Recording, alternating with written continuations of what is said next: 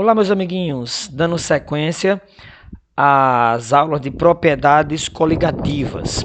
Hoje nós vamos estudar as propriedades propriamente ditas, né? A tonometria, a ebuliometria, a criometria e a osmometria. Tudo bem? Então vamos entender cada uma delas aí. Muito bem. Vamos lá. A gente sabe que as propriedades coligativas são propriedades do solvente que são alteradas quando adicionamos o soluto. A gente sabe que várias das propriedades das soluções são aplicadas no nosso dia a dia, como, por exemplo, a utilização do etileno glicol nos radiadores. Por que se utiliza etileno glicol? Por exemplo, em países muito quentes, né, a água do radiador, ou seja, aquele líquido, né, de arrefecimento do radiador, ele pode evaporar se for água pura, beleza? Nas condições ambientes, porque a temperatura do radiador ela pode chegar a mais de 100 graus, aí a água evapora. E isso não é legal. A ideia é ter sempre o líquido ali para estar resfriando, para estar refrigerando o radiador. Por isso a adição de etileno glicol, por exemplo, que é um aditivo. Tudo bem? Mesma coisa em países que apresentam, que pode chegar a temperaturas muito baixas. Por exemplo, como é o caso da região sudeste aqui no Brasil. Não é verdade? Aí adiciona-se etileno glicol para evitar o quê? Para evitar que essa água congele. Então tá aí uma aplicaçãozinha. Duas propriedades. A primeira para evitar que, para aumentar o ponto de ebulição da água, para evitar que ela evapore, ou seja, para evitar que ela sofra ebulição antes de 100 graus, ou melhor, para que ela sofra ebulição a 100 graus, acima de 100 graus, a temperatura acima de 100 graus, porque como a água ferve a 100 graus, eu utilizando o etileno glicol, ela vai passar a ferver acima de 100. Eu não vou perder o líquido. Isso é estudado na ebuliometria ou ebulioscopia. Já para evitar que a água congele, para diminuir o ponto de congelamento da água, é estudado na crioscopia ou criometria. Tudo bem? São duas propriedades coligativas, o aumento do ponto de ebulição e a diminuição do ponto de congelamento. Então, soluções aquosas, como a do etileno glicol e de outras substâncias, né? De outros solutos, melhor dizendo, que são adicionados ao solvente, estas soluções apresentam propriedades diferentes das propriedades do solvente puro. Como, por exemplo, no caso da água. Se adicionarmos à água um soluto não volátil, ou seja, que não evapore facilmente, as propriedades da água, do solvente, se eu comparar as propriedades da água pura com a solução agora, elas vão ser diferentes. Tais propriedades são, como eu já falei, a diminuição da pressão de vapor dessa água, do solvente, vai ser estudado pela tonoscopia.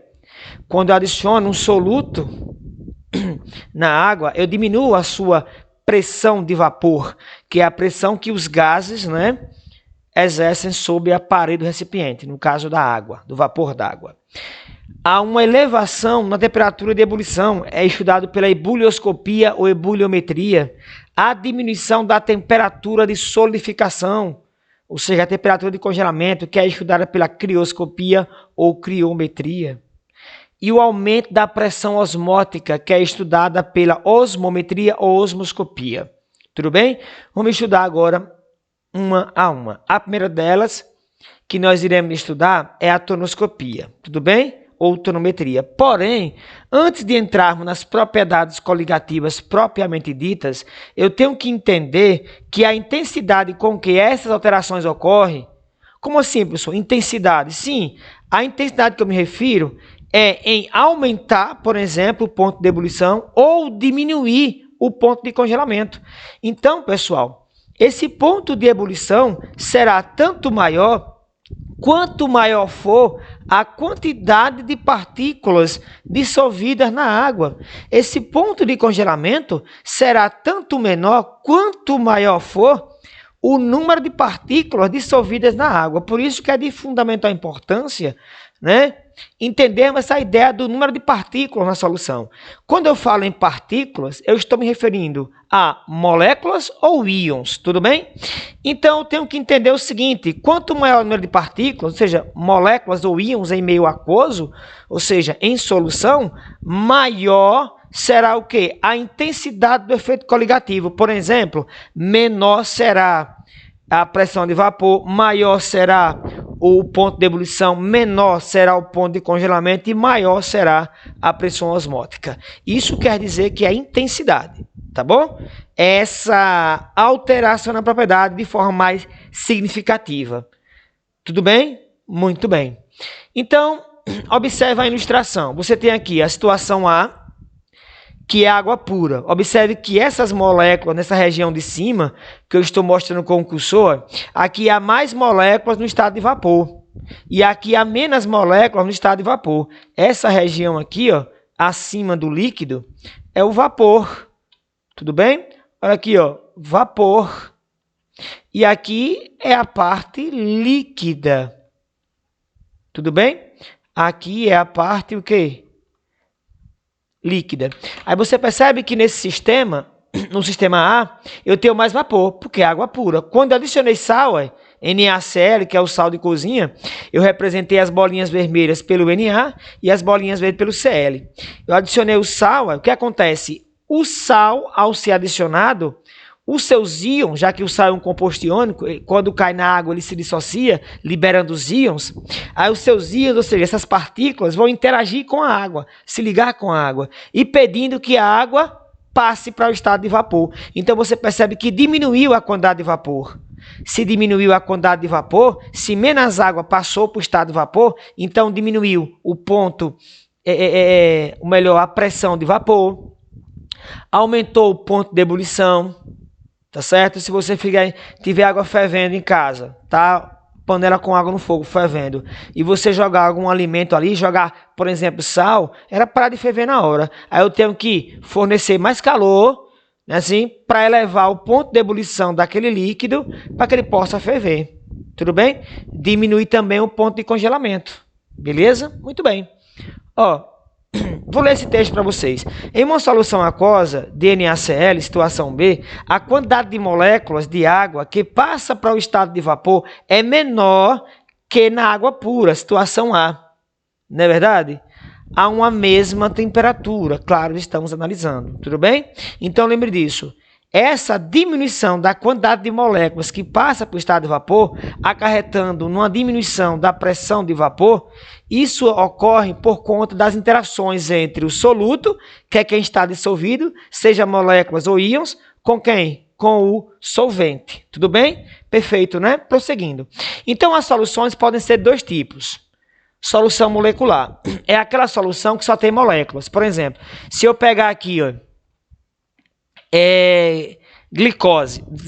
sacarose, o açúcar de mesa, C12H22O11. Jogar na água, o que vai acontecer? Ela apenas vai se dissolver.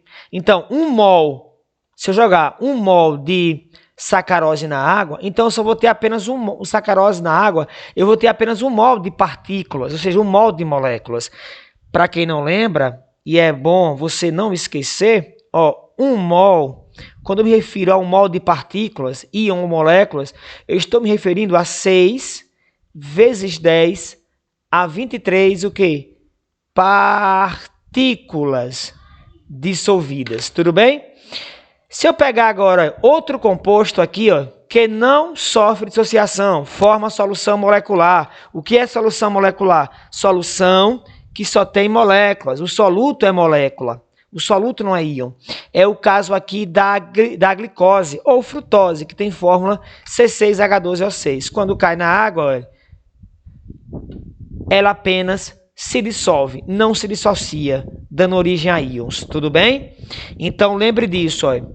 Se eu tenho 1 mol de glicose ou de sacarose e jogo na água, produz 1 mol de partículas. Fique atento. Agora, se eu pegar soluções iônicas, que podem ser de sais ou de ácidos, olha o que acontece. Se eu pegar o sal de cozinha ele é formado por o cátion, que é o íon positivo Na+, e o ânion cloreto, que é o Cl-. Quando cai na água, o que é que a água faz? A água separa, ó, o Na do Cl. Então, se eu jogar 1 mol desse cara na água, olha, o que é que vai acontecer? Eu vou produzir 2 mol de partícula, 1 mol de Na mais 1 mol de Cl.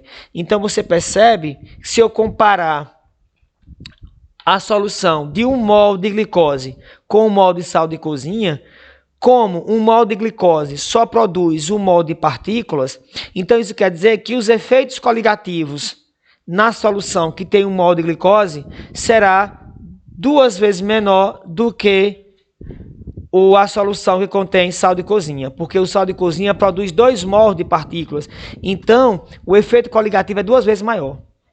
Tudo bem? Porque produz 2 mols de partículas. Se eu pegar agora o cloreto de sódio, o cloreto de sódio, como eu tenho aqui na estrutura 2Cl, o cálcio é um elemento da família 2A, tabela periódica, tem carga 2+. O cloro tem carga menos. Aí vai produzir, quando a água quebrar aqui, vai liberar 1 cálcio e 2Cl. Vai produzir o quê? 3 mol de partículas. Então, os efeitos coligativos aqui, quando a solução é iônica, é sempre maior do que uma solução molecular. Porque a solução iônica sempre tem íon dissolvido. Fique atento. Então, nesse caso aqui, se eu comparar a solução de glicose, de 1 mol de glicose, para o cloreto de cálcio, que é o CaCl2, o efeito coligativo é 3 vezes maior. Interessante isso, né? E se eu pegar o sulfato de alumínio? O sulfato de alumínio, quando cai na água, a água separa o cátion alumínio, que são 2 dele, com 3 de sulfato, 3 de SO4. Então, dá origem a 5 mols de partícula. Então, se eu comparar a solução de glicose com a solução de sulfato de alumínio, 1 mol de cada uma delas, o efeito coligativo aqui vai ser 5 vezes maior, porque produziu 5 mols de partícula. Então, fique atento a isso aí, viu? Então, a primeira que a gente vai estudar a propriedade coligativa é a tonoscopia ou tonometria. E a tonoscopia ou tonometria vai estudar o quê? Ela vai estudar o abaixamento ou diminuição da pressão máxima de vapor que foi ocasionada pela adição de um soluto não volátil. Lembre que um soluto não volátil é um soluto que não passa facilmente para o estado de vapor. Ele fica dissolvido na solução. Como ele fica dissolvido na solução, ele pode interagir com o solvente. Beleza? Impedindo que esse solvente passe para o estado de vapor. Diminuindo assim quem? A pressão de vapor. Tudo bem? Então vamos a um exemplo aqui. Você tem a água pura, tá certo? A água pura, nas condições do ambiente, por exemplo, ela tem uma pressão de vapor de 31,82 milímetros de mercúrio. É a pressão, essa pressão aqui, é justamente a pressão que os vapores da água exercem nas paredes do recipiente. Em torno de 20 graus Celsius. Vamos colocar aqui, vamos estipular que esse sistema está aqui, por exemplo, a 20 graus Celsius. Beleza? Uma temperatura próxima do ambiente. Então, nessa temperatura, essa é a pressão de vapor da água. Mas o que acontece se eu começar a adicionar soluto? Vamos ver aqui, na tela. Observe que eu peguei aqui, amiguinhos, olha. Agora, vamos estipular também que está a 20 graus Celsius, tudo bem? Porque tem que ser a temperatura fixa. Quando eu adicionei 1 mol de glicose, tá vendo? C6H2O6, 1 mol de glicose, nós já vimos, quando cai na água, produz 1 mol de partícula. Aí, a pressão caiu para 31,26. Tá vendo? Beleza? Aí eu adicionei 1 mol de sacarose.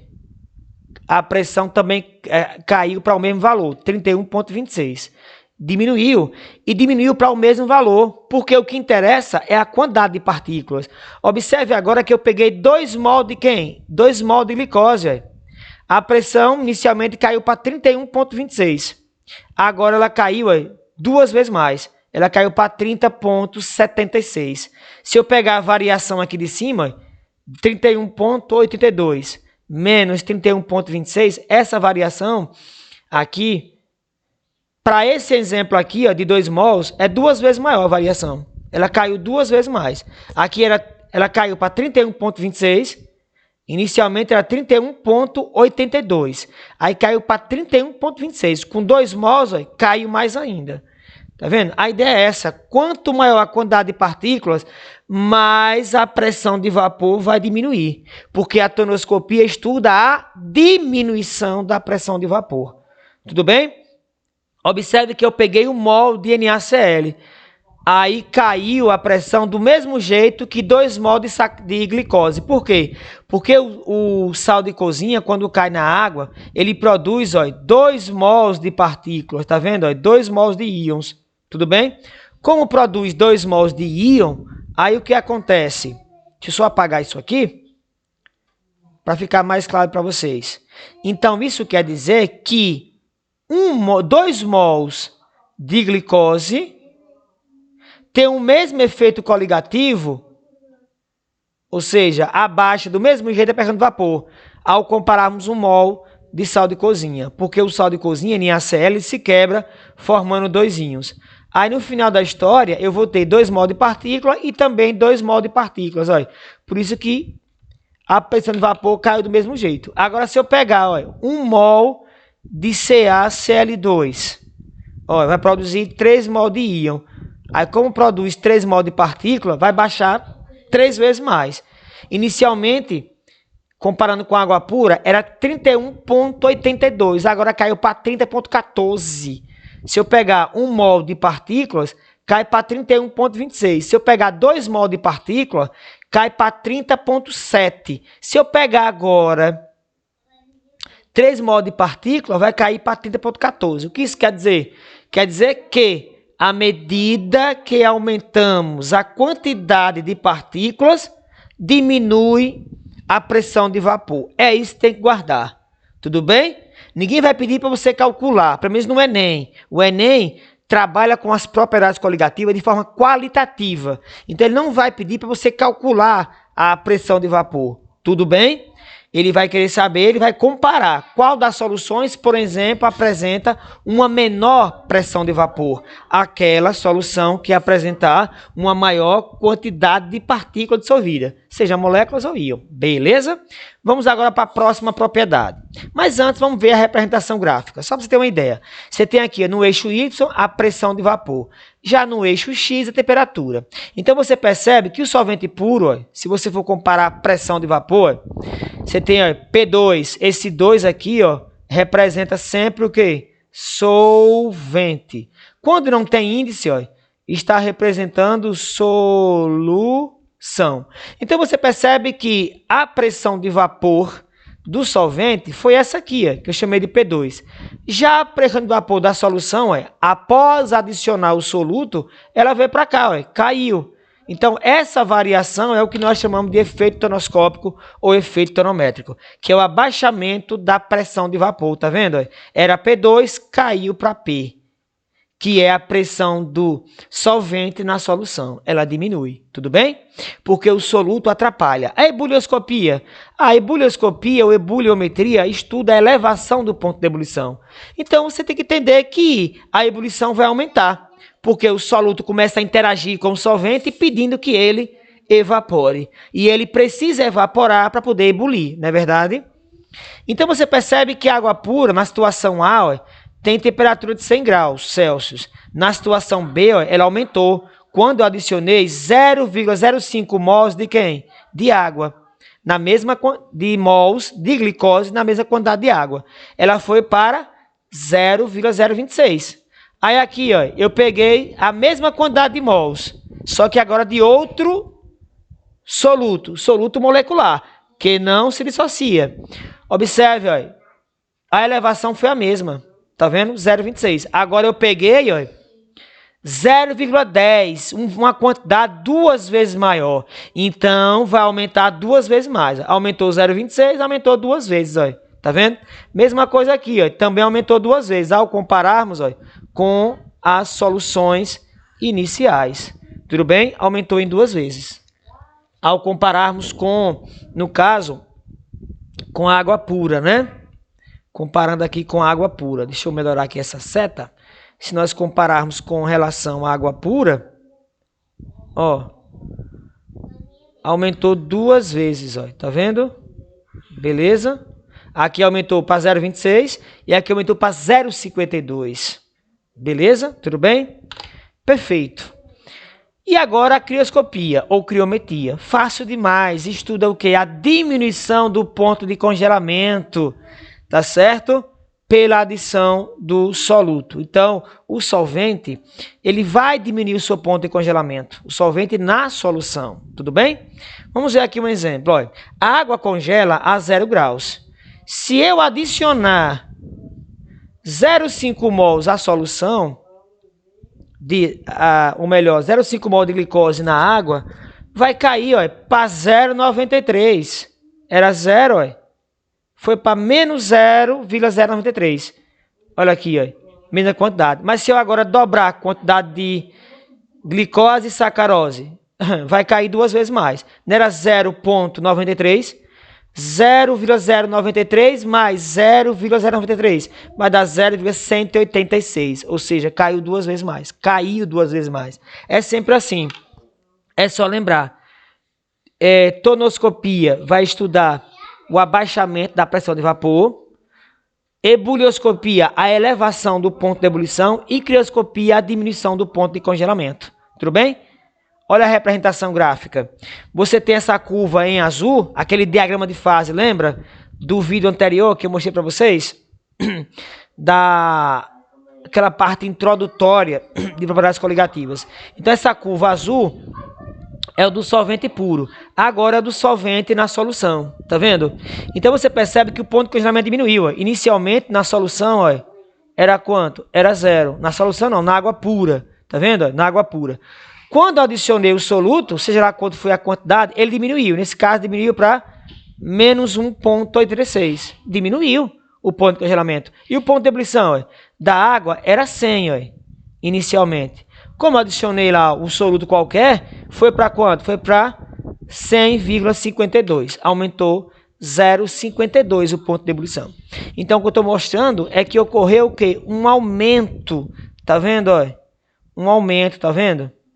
Antes estava aqui, agora foi para cá. E aqui ocorreu uma diminuição. Estava aqui e veio para cá, quando adicionou o soluto. Tudo bem? Beleza? E aqui você tem o delta TC, que é chamado de efeito crioscópico. Efeito crioscópico ou criométrico. E aqui é o efeito ebulioscópico ou ebuliométrico. Tudo bem? Perfeito. Agora vamos para a osmometria, osmoscopia, que é o estudo da elevação da pressão osmótica. O que é osmose, para entendermos o que é pressão osmótica? Osmose nada mais é do que a passagem do solvente para uma solução, ou a passagem do solvente de uma solução menos diluída para uma solução mais concentrada. Então, você tem aqui à esquerda uma solução diluída e aqui uma solução concentrada. E aqui no meio uma membrana semipermeável. É chamada de semipermeável porque ela só permite a passagem do solvente. Tudo bem? Ela é permeável só ao solvente e não ao soluto. Então, osmose é um processo espontâneo. Ó.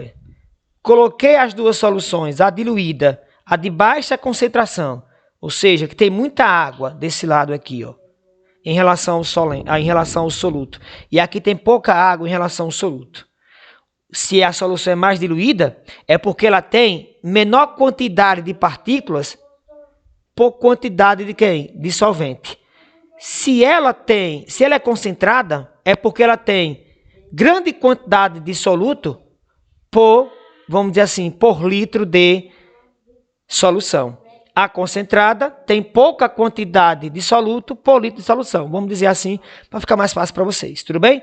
Então, ocorre espontaneamente a passagem de solvente, ó, para a solução mais concentrada. A fim de quê? A fim de que as soluções apresentem a mesma concentração. Tá vendo? Ó? Ficaram as duas rosinhas representando, mostrando para a gente que as concentrações agora se igualaram. Tá vendo? Então, vamos chamar aqui de solução A. Tudo bem? E aqui de solução B. Então, a concentração, que eu vou chamar aqui, ó, colchetes, a concentração de A é igual à concentração de quem? De B. A gente sabe muito bem que os colchetes representam concentração em mol por litro. Tudo bem? E aí, quando a concentração se iguala, a água fica passando para os dois lados. Por quê? Porque agora as soluções têm a mesma concentração. Tudo bem? Perfeito, né? Perfeito. E o que é pressão osmótica? É a pressão externa que eu devo aplicar na solução para evitar a diluição. Como assim, professor? Não entendi. Observe que quando a gente observa o sistema, vai passando água da solução diluída para a solução concentrada. Essa solução concentrada, ela vai diminuindo sua concentração. A solução concentrada, como eu falei, diminui a concentração porque está entrando água. E nós vimos no estudo da diluição que o que é diluir uma solução? É você adicionar água. Então a concentração diminui porque está entrando água aqui. Então ela está sofrendo diluição. Então eu tenho que aplicar uma pressão externa na solução que está recebendo água para evitar que ela sofra diluição. Ou seja, em outras palavras, eu tenho que aplicar uma pressão externa para evitar a osmose, para evitar que a água passe para o outro lado. Tudo bem? Então, aplicando essa pressão, eu evito a osmose. Então, o que é pressão osmótica? É a pressão externa que eu devo aplicar aqui para evitar a osmose. Tudo bem, pessoal? Beleza? Tranquilo? Outra coisa interessante, pessoal, é que é possível a gente dessalinizar a água, ou seja, tirar o sal da água por osmose reversa. E o que seria osmose reversa? É você aplicar uma pressão aqui maior que a pressão osmótica. Porque essa pressão aqui é a pressão osmótica, que nós chamamos de π. Tudo bem? Representando por essa letra grega π. Beleza? Então, se eu aplicar aqui uma pressão maior que a pressão osmótica, o que é a pressão osmótica? Aquela pressão que eu vou aplicar para evitar que a água passe para esse lado direito aí, nesse caso. Se eu aplicar uma pressão maior que a pressão osmótica, de tal forma que a água, ao invés de passar do lado esquerdo para o lado direito, ela vai passar do lado da solução mais concentrada para a solução menos concentrada. Como é que é feita na prática a osmose reversa? É feita assim, ó. Nesse sistema aqui eu coloco água. Eu não coloco uma solução, coloco água. Beleza? Aí eu coloco desse lado água do mar, por exemplo. Aí eu aplico uma pressão bem alta, a fim de que a água, tá certo, que está presente nessa solução aqui da água do mar, passe para outra solução pura. Ou melhor, para água pura. Aí eu vou aumentando aqui esse volume de água pura. Ou seja, eu estou dessalinizando a água. Eu estou fazendo com que a água saia, né, da mistura. Água, soluto. Então, a osmose reversa é fazer o contrário da osmose. Beleza? Perfeito. E a diquinha agora do tio Walter, que é a seguinte. É o teco dadá. Olha lá, ó, em vermelho, teco, e em azul, dadá. Que é isso, professor? Ó, teco dadá, ó, tonoscopia, ebulioscopia, crioscopia e osmometria. Dadá, diminuição, aumento, diminuição, aumento. Então, ó, teco, dadá. O T está para o D, então tonoscopia estuda a diminuição de quem? Da pressão máxima de vapor, ou só pressão de vapor. Ebulioscopia estuda o aumento da temperatura de ebulição. Crioscopia estuda a diminuição de quem? Da temperatura de congelamento. E osmometria estuda o aumento da pressão osmótica. Então, lembra do teco, dadá. Valeu, meus amiguinhos, um abraço, bons estudos e até a próxima aula, viu? Tchau, tchau.